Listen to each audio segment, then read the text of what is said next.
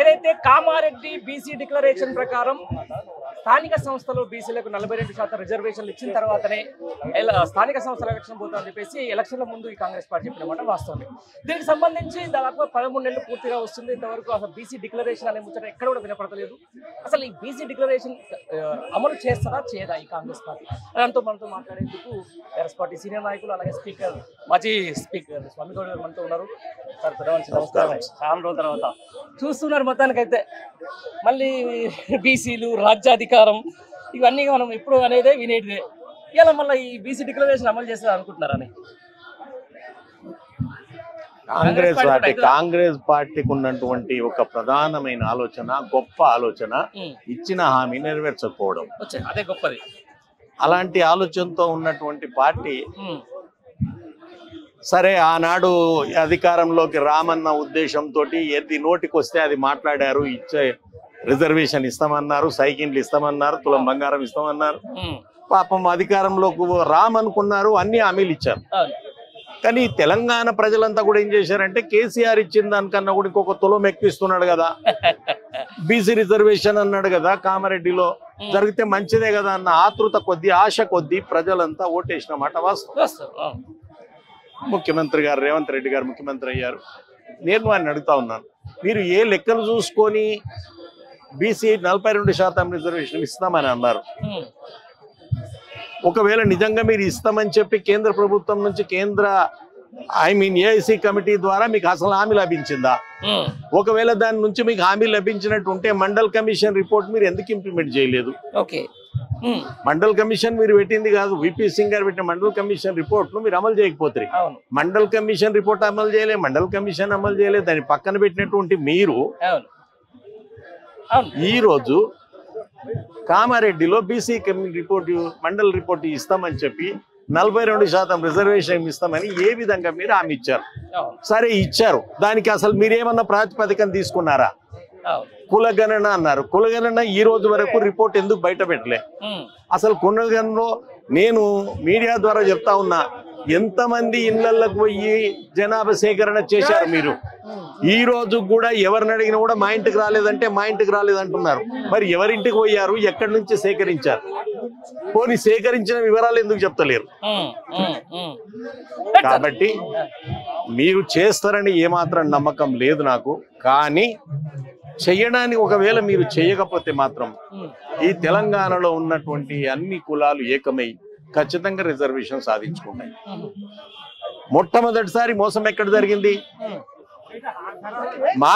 Doctor మాననీయ Ambedkar గారు SC ఎస్టీలకు reservation పెట్టి బీసీలకు కూడా రిజర్వేషన్ ఉండాలి, దాన్ని ఇందులో పొందుపరచుదామని అంటే మొత్తం మంత్రి మండలి అంతా కూడా వ్యతిరేకించిన సంగతి నెహ్రూ గారు జీవిత చరిత్రలో రాసిన విషయాన్ని ఒకసారి చదవాలి మీరు. మొదటిసారి అక్కడ మోసం చేశారు.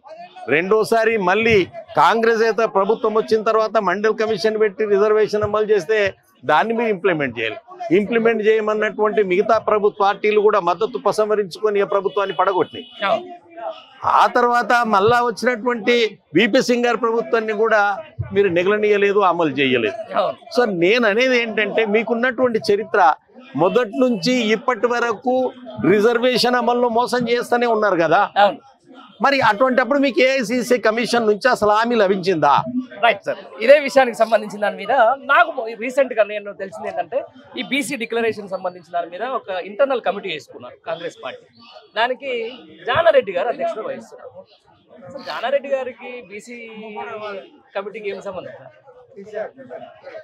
కాంగ్రెస్ కు ఉన్నటువంటి, నేను మొదలే చెప్పాను, కొన్ని మంచి లక్షణాలు ఉన్నాయి. బీసీలకి మంచిదైంది, బీసీల కమిషన్ కు సంబంధించిన కమిటీకి కమిషన్ వేశారండి.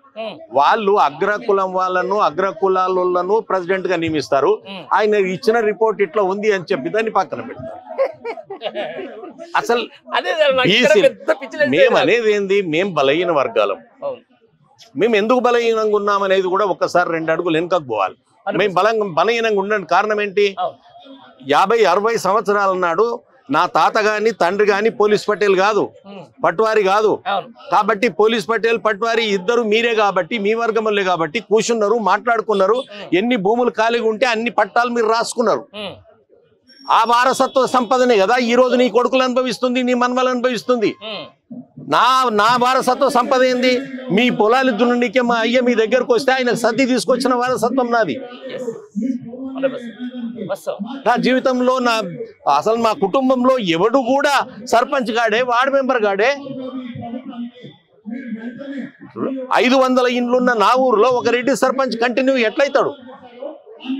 తప్పు మాదే. మేము యూనిటీగా లేము. కానీ మేము యూనిటీగా లేకపోవడానికి గల కారణం ఏంటి? ఆర్థిక పరిస్థితి. ఆ ఆర్థిక పరిస్థితి కారణం ఏంటి? మీ తాత ముత్తాతలు పుక్కట్ల మీకు భూములు రాసిచ్చిపోయిండు, మాకు అవకాశం లేదు. అందుకే మేము యూనిట్గా ఉండే అవకాశం లేదు. ఇదే విషయానికి సంబంధించి ఇప్పుడున్న ముఖ్యమంత్రి స్వయాన అన్నాడు, రెడ్డిలు అంటేనే పాలించడం కులము, మేము పాలించబడ్డవాళ్ళము, ఈ బీసీలకు అసలు రాజ్యాధికారం రాదు, వాళ్ళకు సరిగ్గా పాలించుకోవడం కూడా చేత కాదు అన్నమాట డైరెక్ట్ నేరుగా చెప్పినటువంటి విషయమే కదా సార్. దీన్ని ఎట్లా చూస్తారు? ఇలాంటి వ్యక్తి ఉన్నప్పుడు నిజంగా డిక్లరేషన్ అమలు అయితే నేను చెప్పేది అదే, ఎటువంటి పరిస్థితుల్లో బీసీ డిక్లరేషన్ అమలు జరగదు. కానీ ఎన్నటికో ఒకనాడు గతంలో మా ఊర్లో జరిగింది ఒక సంఘటన. ఒక క్రూరుడు మొత్తం గ్రామం అంతా అన్యాయంగా ప్రవర్తిస్తే గ్రామం అంతా కూడా వాని ఇంటికి పనికి పోవద్దు అని చెప్పి కావలోడి దగ్గర నుంచి గుంతదోడి దగ్గర నుంచి వాని ఇంటికి పోలే. అనుకోకుండా వాని ఇంట్లో కూడా తెచ్చిండు. బొందదో పెట్టోడు కూడా వాని ఇంటికి పోలే. 3-4 రోజులు వాని శవం మన ఇంట్లో పెట్టుకున్నాడు. నాడి ఊర్లో చౌరస్తాలు వచ్చి తప్పైపోయిందని ఆ గుడి దగ్గర భూమికి వందనం చేస్తే అప్పుడు పోయి గుంతదోవి సాగు చేసినటువంటి సంఘటన జరిగింది. అంటే గ్రామము చీమల మంద ఒక్కటైతే నీ అబ్బ నీ తరం కాదు. కాబట్టి మేమనేది ఒకటే, మాకు రావలసిన హక్కుని ఏమంటున్నాం.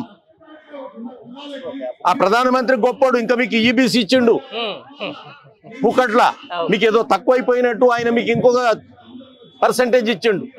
మేమనేది మీకు ఇచ్చినందుకు మాకు కుళ్ళు కాదు, కానీ మాకు ఇవ్వాల్సింది ఏది అంటున్నాం. అదే సార్, దానికి సంబంధించిన వైపు రాహుల్ గారినేమో పైన రాజ్యాంగం పట్టుకొని బీసీలో చేయాలని అంటాడు. వీడికి వచ్చే వరకు 13 నెలలు అవుతుంది. నేరుగా తొందరలో అయిపోతుంది, స్థానిక సంస్థల ఎలక్షన్లు పెట్టేస్తామని చెప్పేసి అన్నది. 13 నెలలు కూడా ఇంకా జాప్యం జరగడానికి కారణం ఏంటంటున్నా? జాప్యం జరగడానికి కారణం ఒకటే,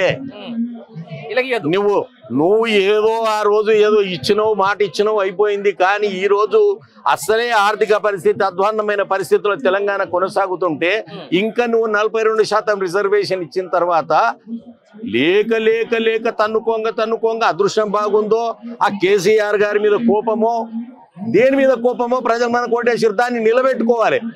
దాన్ని నిలబెట్టుకోవాలంటే రిజర్వేషన్ ఇస్తే రేపు లోకల్ బాడీస్ లో మొత్తం ఊడ్చోబెట్టుకోకపోతే ఏం చేస్తావు నువ్వు? అందుకోసమే ఇచ్చినట్టు ఇయ్యనట్టు నవ్వుకుంటుండు గంతే. ఫైనల్ ఒక్కటే క్వశ్చన్ సార్, ఇలా బీసీలకు 42% స్థానిక సంస్థల ఎలక్షన్లు అడిగితే రేపు పొద్దున చట్టసభలు అడిగారా? మొట్టమొదలైతే స్థానిక సభలు కావాలి కదా, నెక్స్ట్ చట్టసభలు అడుగుతారు. దాన్ని ముందు తర్వాత దారి పడాలి అని అంటే ముందు లోకల్ బాడీస్ లో జనగణన తర్వాత ఇమ్మీడియట్ గా లోకల్ బాడీలో మేము ఎంతున్నామో మాకంత రిజర్వేషన్ ఇవ్వు. మేము 62% అని చెప్తున్నాం. అది వాస్తవమా కాదా? ప్రభుత్వంలో ఉన్నావు, నువ్వు తేల్చి చెప్పు. మేము 50 ఉన్నాం అనుకో, 50% నువ్వు 42 అంటున్నావు. 42% ఏ జనాభా లెక్కల ప్రకారం 42 అన్నావు. పోనీ అదన్నా చెప్పు.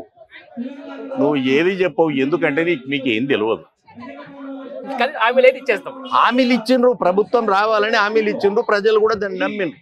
సార్ నాకు అర్థం కాకడుతుంది. ఇప్పుడు most of the BC reservation ఉన్నదంతా తమిళనాడులో 50% ఉన్నాడు. Tamil Nadu highest reservations. బట్ అక్కడ చట్టాలు వేరు, ఇక్కడ చట్టాలు వేరు. ఆ కారణం ఏంటి అని అంటే తమిళనాడులో రిజర్వేషన్ రావడానికి గల ప్రధాన కారణం అక్కడ జరిగినటువంటి ద్రవిడ ఉద్యమం. ఆ ద్రవిడ ఉద్యమం జరిగినటువంటి నాయకుడు ఆశ్చర్యం, దాని చరిత్ర ఇంకా కొద్దిగా ముందుకెళ్ళాలి. అక్కడ పరిపాలన ఇంగ్లీష్ వాళ్ళు చేసేటప్పటికే ఆయన పోయి అనుకోకుండా ఒక కలెక్టరు పోయి ఎంక్వైరీ చేసిండట ఒక ఆఫీస్లో.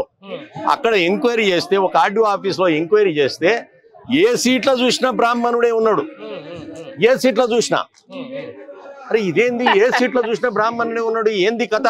కలెక్టర్ దగ్గర నుంచి జాయింట్ కలెక్టర్ దగ్గర నుంచి కింద ఆర్డీఓ దాకా ముఖ్యమైన అన్ని సీట్లలో బ్రాహ్మణులు ఎవరు, ఏంది అది అని చెప్పి ఆయన వచ్చి ఎంక్వైరీ చేసే ఇది పద్ధతి కాదు. ఖచ్చితంగా ఇక్కడ మిగతా ద్రవిడ మిన్నెట్ కొంచెం ఉందో వాళ్ళందరికీ కూడా దీంట్లో వారసత్వం భాగస్వామ్యం కనిపించాలి అడ్మినిస్ట్రేషన్లు అని చెప్పి ఆనాడు ఇంగ్లీష్ వాళ్ళు తీసుకున్నటువంటి నిర్ణయం రిజర్వేషన్. ఆ నిర్ణయం కంటిన్యూ అవుతున్న సందర్భంలో తమిళనాడులో మన గవర్నమెంట్ ఎప్పుడైతే భారత ప్రభుత్వంలో జాయిన్ అయిన తర్వాత అందరికి ఒక తీరు రిజర్వేషన్ ఉంటే నీకెట్లా సపరేట్ ఉంటుందని చెప్పి దాన్ని కొట్టేసింది. దాన్ని సుప్రీంకోర్టు కొట్టేస్తే ఏకంగా సుప్రీంకోర్టు ఎవడు నువ్వెవడు మేమేవాడు మాకు ఆనాటి నుంచి ఉన్నది మాకు ఉండాలి, లేకపోతే వలిచిన వారిని మీకు స్పష్టంగా చెప్తున్నా, లేకపోతే మా రిజర్వేషన్ తీసేస్తే భారతదేశం నుంచి మా దేశాన్ని వేరు చేయండి, లేకపోతే ఒప్పుకునేది లేదని చెప్పి ఆ రోజు జరిగినటువంటి ఉద్యమాలకు తట్టుకోలేక దీన్ని రాజ్యాంగంలో పొందుపరిచింది. అంటే మేము ఉద్యమాలు మాకు చేత కావా అని అడుగుతున్నాం. కాబట్టి ఈ రోజు అక్కడ ఉన్నట్టుగానే మాకు కూడా రిజర్వేషన్ ఇవ్వాల్సినటువంటి అవసరం ఉంది. కాబట్టి మేము ఈ ప్రభుత్వాన్ని కోరేది ఒకటే, 42% అని మీరు కామారెడ్డిలో మాట ఇచ్చారు, దాన్ని అమలు చేయండి. ఫైనల్ సార్ మీరే దీనికి సమాధానం చెప్పాలి. నిజంగా అంటే దేశవ్యాప్తంగా కానీ రాష్ట్ర వ్యాప్తంగా కానీ బీసీలకు ప్రధానమైన శత్రువు ఏ పార్టీ, ఏ కులం? ప్రధానమైనటువంటి శత్రువు మాకు ఒక కులం అంటూ లేదు. అగ్రవర్ణాలలో ఎవరైతే ఉన్నారో వాళ్ళంతా మాకు శత్రువులే. ప్రధానమైన కారణం కూడా స్పష్టంగా మీకు చెప్పాలి. ఇక్కడ బ్రాహ్మణ సామాజిక వర్గం మమ్మల్ని చదువుకొనియలే. ఇలా ఎవరు ఒప్పుకోరు, బ్రాహ్మణ సోదరులు మాతోటే మిత్రులుగానే ఉంటారు. కానీ ఈనాటి చరిత్ర కాదు ఇది. గతంలో ఉన్నటువంటి చిత్ర బ్రాహ్మణ సామాజిక వర్గం మా వర్గాలను చదువుకోవడానికి అనుమతించలేదు. ఆ తర్వాత ముస్లిం రాజ్యం వచ్చింది, మాకు చదువుకునే అవకాశం లేదు, వాళ్ళు భూములు రాసుకున్నారు. ఆ తర్వాత రెడ్డి సామాజిక వర్గం ఎవరు కోటేసుకొని పోతే వానికి సీట్ ఇచ్చిన వాడు చదువుకున్నాడు, ఆర్థిక ప్రగతి వెయ్యలేదు. ఆ తర్వాత గ్రామాలలో ఇదే తెలంగాణ గ్రామాలలో దొరలు పరిపాలించిండ్రు, గడీలలో రెడ్లు పరిపాలించిండ్రు, అక్కడ మాకు అవకాశం లేదు. ఎక్కడ అవకాశం లేనప్పుడు మేము మా శత్రువులు ఎవరు అంటే ఎవరి పేరు చెప్పాలి? వీళ్ళంతా మా శత్రువులే.